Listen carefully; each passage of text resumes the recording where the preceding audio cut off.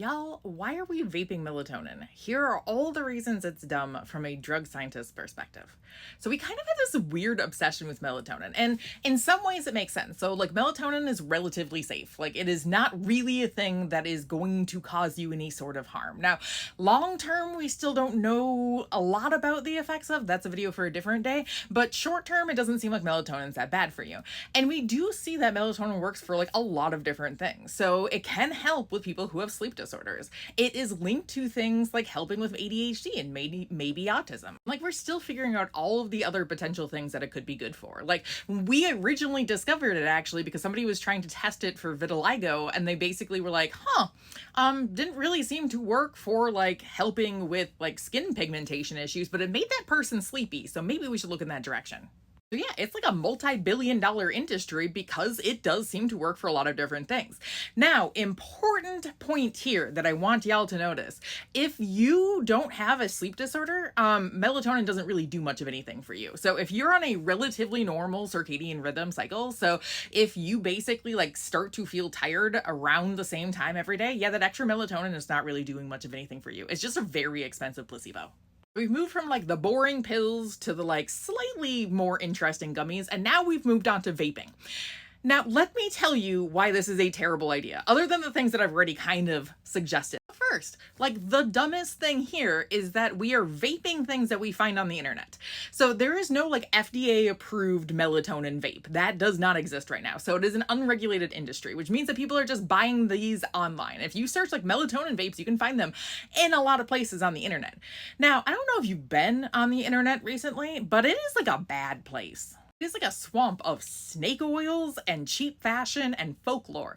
It is probably the least trustworthy place that you can go to. So why are you buying things that you are then inhaling and putting on into your lungs from there? Like, haven't we learned our lessons with E-Valley? If you actually go try to find this online, they will say that it's not necessarily a vape. Like it's not an e-cigarette, so you don't need to worry about it, but they all are. So like the diffusers, the inhalers, like anything that you are inhaling and it's going into your lungs and it has melatonin in it, yeah, that is a form of e-cigarette. And what we see is that this can cause long-term health problems. Now, we don't have a lot of evidence on like specifically melatonin vapes and what they're doing. We have a couple of studies, and in one of them, they're basically like, yeah, we didn't see that it was directly cytotoxic. So it wasn't necessarily like just killing the cells that we could see at that exact moment, but like all of the changes that it was doing were likely to lead to that long-term cytotoxicity. So like maybe one day of melatonin is not going to be that bad, but like 10 days in a row, which is what a lot of people are using with melatonin, like that daily falling asleep, this is the thing that you use, yeah, that's definitely going to be problematic. And since I'm a scientist, let me walk that back just a little bit. It is probably most definitely going to be problematic based on what we've seen from now. There could be a chance that it's completely innocuous, but yeah, that's not likely. So first, like vaping the thing that you got from the internet, not good. Just in general, bad for your lungs. But then you look to see what else is in those unregulated vapes and they're not great. So there were a lot of like weight loss stimulants, like those sketchy things that you see online that you're probably like, no, that's not good to take. Yeah, that's in your melatonin vape. There was also antidepressants in one of the vapes. Why? I don't know, but like that could lead to serotonin syndrome if you are on other types of antidepressants or on anything else that's linked to serotonin. So like migraine medications, epilepsy medication, there's all sorts of things with serotonin. They also found a lot of industrial contaminants and like pesticides and phytochemicals. So like things that you definitely don't want in your lungs. And that's just what's in this unregulated vape. Like that's not counting the fact that you are now taking melatonin in a different way that you previously did. So I'm going to ask a question. For those of you who are taking melatonin, what dose of melatonin should you be taking?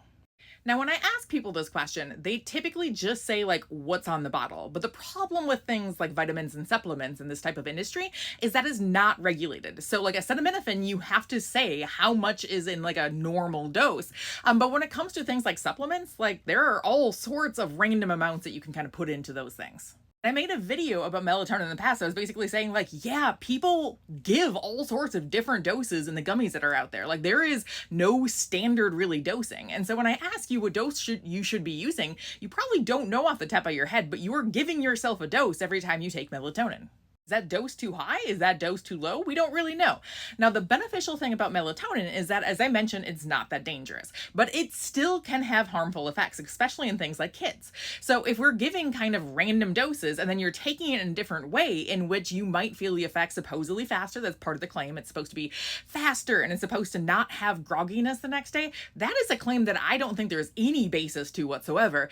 So yeah, it's gonna be faster. But what dose should you be using? How many pulls on this vape of maybe melatonin with some antidepressants, maybe melatonin with some like phytochemicals? Who really knows? Like, what dose should you be using there? And just as a final thing here, to just make you hate me a little bit more, once again, you probably don't actually need this in the first place. So you are vaping who knows what, that you got off the incredibly trustworthy internet, and that is going into your lungs, and you probably don't need it in the first place unless you have a disorder that it actually works for, which a lot of people do have disorders, but not everyone who's taking melatonin. So like, can we not with the parasite cleanses? Can we not with the vaping of everything? Like, I get that we want to sleep. As a person who can't sleep, I completely understand why you will do anything to fall asleep. Now I might recommend doing what I'm doing this week, which is just grading AP psychology exams for the entirety of a week. That might help with sleep. And there are some other pharmaceuticals that have been tested that can help with sleep too, that are more regulated than a melatonin gummy, and for sure better regulated than melatonin vape. So like antihistamines, I've done an entire video on the different types of sleeping medications. Like, even edibles are more regulated than things like melatonin vapes. Yes, I want you to find something that will help you sleep, but can we stop vaping melatonin?